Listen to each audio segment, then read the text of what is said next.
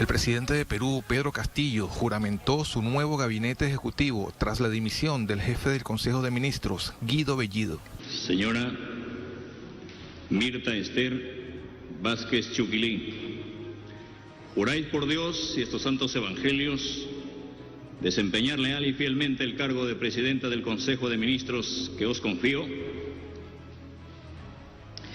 Por Dios, por este país de mujeres y hombres que todos los días luchan por vivir por dignidad, sin discriminación y que promueven los reales cambios.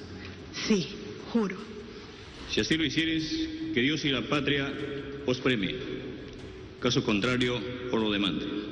Con la salida de Bellido se generó lo que, de acuerdo al artículo 133 de la Constitución peruana, se denomina una crisis total de gabinete. Esta situación implica que todos los ministros presentarán sus renuncias a sus respectivas carteras para juramentar a los nuevos funcionarios. Este hecho se enmarca dentro de las crecientes tensiones entre el Poder Ejecutivo, dirigido por Castillo, y el Poder Legislativo, encabezado por sectores conservadores de la derecha. Hoy en Agenda Abierta analizaremos cómo estos cambios buscan allanar el camino a la búsqueda de la atención social de sectores que fueron olvidados en sus derechos por gobiernos anteriores.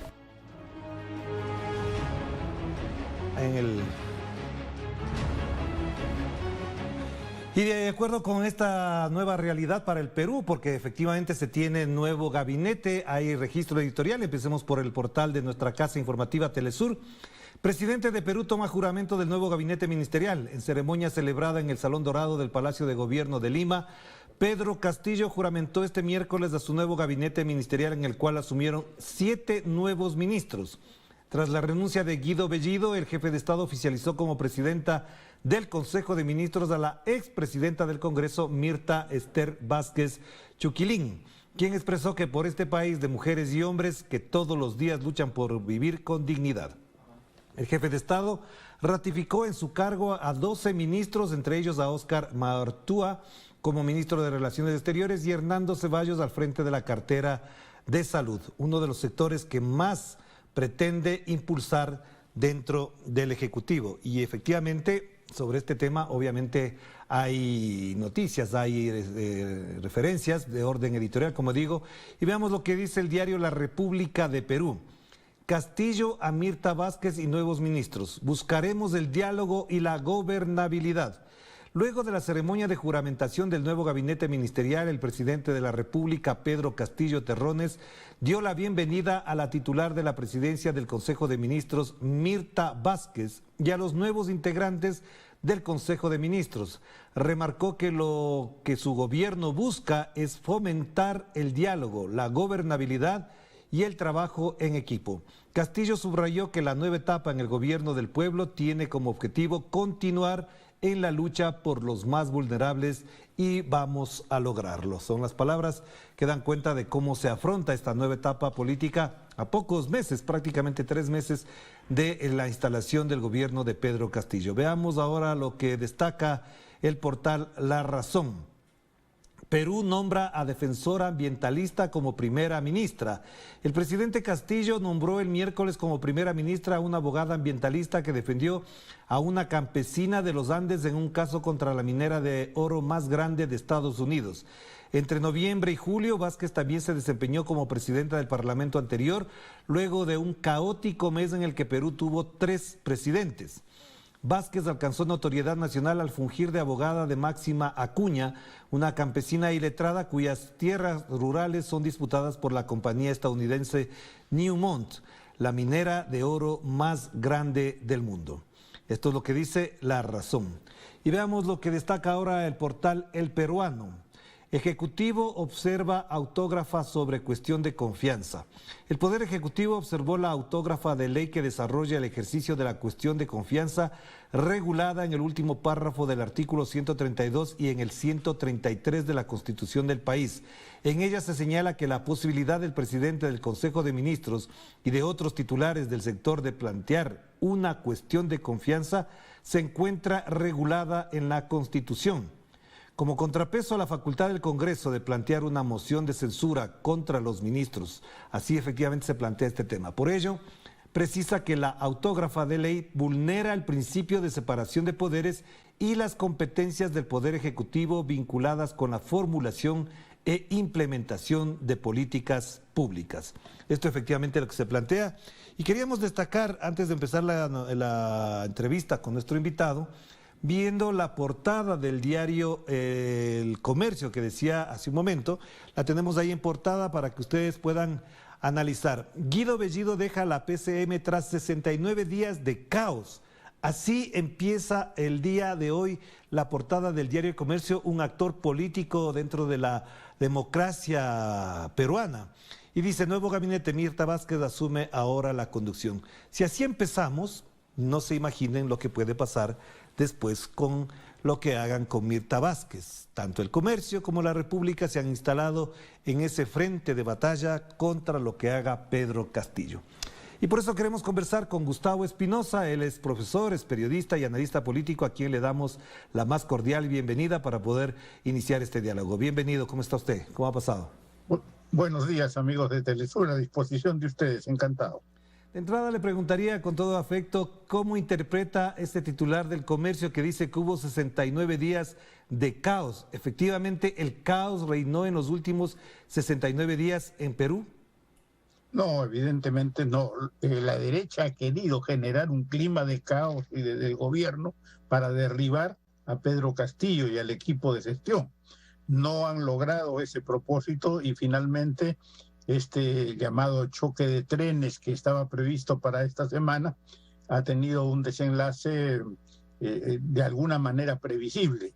El presidente Castillo ha evitado la confrontación y simplemente ha dado un paso atrás, ha recompuesto su gobierno y ha constituido un gabinete que tiene dos características. Primero, es más homogéneo y segundo, es más calificado. Es más homogéneo porque responde más a una orientación única, la orientación del propio Castillo. Y es más calificado porque efectivamente ha recogido en su interior, en su seno, a personas con mayor preparación, porque el anterior gabinete era un gabinete un poco improvisado. Eso hay que admitirlo. De esa improvisación se valió la derecha para generar un clima de caos y de desgobierno, que no logró establecerlo así, en ese sentido. Pero ciertamente a través de los medios de comunicación presionaron en esa dirección con la idea de presentar una imagen de desgobierno absoluto. Ahora lo que va a ocurrir es que efectivamente se va a lograr una cierta estabilización, entre comillas, muy relativa. La verdad nunca es abstracta, siempre es concreta. Y en el plano de la política concreta, lo que va a suceder es que la derecha va a actuar desconcertada. Ellos no van a saber en un primer momento, en una primera reacción, qué actitud tomar. No van a poder mantener ese lenguaje agresivo, violento y procaz que han tenido antes, pero ciertamente no se van a sentir en absoluto satisfechos con el nuevo giro de los acontecimientos, porque ellos no querían la salida de Maraví ni la salida de Bellido. Lo que ellos quieren es la salida de Castillo y lo que ellos quieren es el cambio de política del gobierno. Acá no se puede hablar ni de un viraje a la derecha, ni de una nueva política, ni tampoco de una nueva hoja de ruta, como comúnmente se dice cuando se alude al presidente Ollanta Humala. No hay un cambio de ruta porque no ha habido ninguna modificación programática, no ha habido el anuncio de ninguna nueva política, no ha habido tampoco la decisión de una concertación con las fuerzas de la oposición. Lo que ocurrió con Ollanta Humala en su momento fue un viraje a la derecha porque hubo la renuncia a su programa para asumir un programa de consenso. Acá no hay un programa de consenso. Acá Castillo lo que ha hecho es ratificar su programa y las orientaciones de su gobierno. Lo que ha ocurrido es que efectivamente el gobierno de Castillo fue un gobierno más o menos aluvional, más o menos heterogéneo, pero al mismo tiempo más o menos precario y además de algún modo inconsistente. Bueno, pues se ha ido depurando y ahora se ha afirmado en una orientación un poco más asequible a la ciudadanía. Naturalmente que hay sectores que no están de acuerdo con esto, sobre todo aquí va a haber la situación con Perú Libre. aunque Perú Libre mantiene algunos de sus ministros, por ejemplo, la ministra de Trabajo es militante de Perú Libre y dirigente de Perú Libre. Sin embargo, Perú Libre como tal va a tener, y ya de hecho ha tenido, posiciones de desplante al nuevo gabinete. El propio Vladimir Cerrón ha denunciado y se ha quejado, hablando de un viraje a la derecha, y ha esbozado la idea de una traición a los principios que generaron este gobierno. En realidad yo pienso que es una demostración de un poco infantilismo y un poco de, digamos, de decantación prematura de las cosas. Todavía es demasiado pronto como para poder hablar de un viraje en ese sentido. Claro, pero Gustavo, yo le plantearía la pregunta en el siguiente sentido a propósito de lo que está mencionando, porque desde fuera se podría entender, o por lo menos se podría considerar, que esto es una cesión, es decir, que Pedro Castillo cedió al ataque virulento que tenían los medios de comunicación y cierta élite empresarial. ¿Se podría considerar en ese sentido que cedió a esas presiones y que ahora se reacomoda para poder generar lo que estábamos planteando en la pregunta inicial, una cierta gobernabilidad que le dé por lo menos bastante oxígeno, no poco, bastante oxígeno para aplicar su propio programa? Es que en realidad no hay ninguna cesión, porque simplemente Maraví iba a ser censurado, o sea, iba a tener que renunciar, ahí no había absoluta salida. Y Bellido era el segundo pedido en la lista de la derecha, o sea, Bellido también iba a ser censurado en forma más o menos inmediata. Ese esquema de censurar ministros y de hacer caer ministros uno por uno, eso es lo que constituía la amenaza principal del gobierno. Cesión sería si el gobierno dice, muy bien, no solamente vamos a entregar la cabeza de los ministros, sino que además vamos a cambiar de política. Vamos a renunciar, por ejemplo, a la negociación del gas, o vamos a renunciar, por ejemplo, a la recuperación de los recursos básicos, o vamos a renunciar a la política destinada a elevar las condiciones materiales de vida de la población, o vamos a renunciar a nuestra lucha contra la corrupción, o a combatir el narcotráfico, o a combatir la mafia afrofujimorista que estuvo tantos años enquistada en el poder. Nada de eso ha ocurrido. Aquí no ha habido ninguna concesión de principio, de programa, ni de política. Lo que ha habido simplemente es un cambio de personas. Y ese cambio de personas implica un cambio de estilo, porque en realidad, efectivamente, en el caso de Bellido había un estilo confrontacional que en algunos casos era útil y en algunos otros parecía exagerado y hasta violento e inconveniente, porque constituía una suerte de provocación a la derecha que no necesita provocación para reaccionar, porque reaccionaba agresiva y violentamente en cualquier circunstancia, pero ahora ya no va a tener. Es algo así como quitarle el cascabel al gato, para que el gato ya no pueda tener con qué jugar. Esa es la situación que se ha generado. Entonces la derecha no tiene en este momento una carta para enfrentar al gobierno.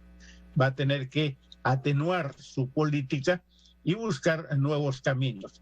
Va a mantener su oposición y sus exigencias para que cambie el rumbo político del gobierno, y va a mantener su demanda para que Castillo salga del gobierno. Eso no van a dejar de exigirlo.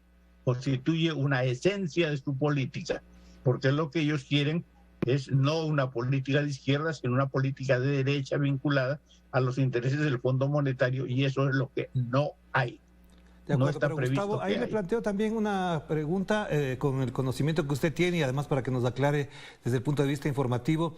¿Hasta dónde Mirta Vázquez genera ese nivel de confianza hacia la izquierda, a los sectores sociales, a las organizaciones populares que apoyaron a Pedro Castillo? ¿Usted cree que efectivamente es la figura en estos momentos más adecuada, no solamente para tender puentes con algunos sectores de la oposición, sino también para garantizar que el apoyo popular recibido por parte de Pedro Castillo en las urnas se sostenga en ese sector, en ese campo de la disputa política que existe en el Perú?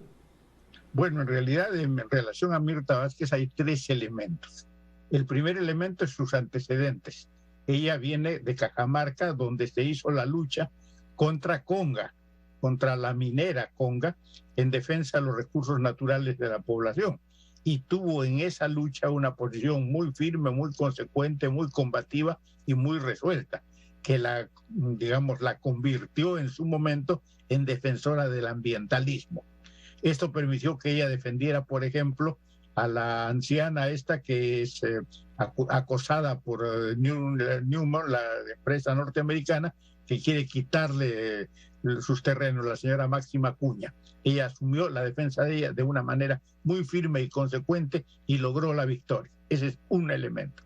El segundo elemento es que ella proviene del Frente Amplio, que era un movimiento de izquierda en su momento.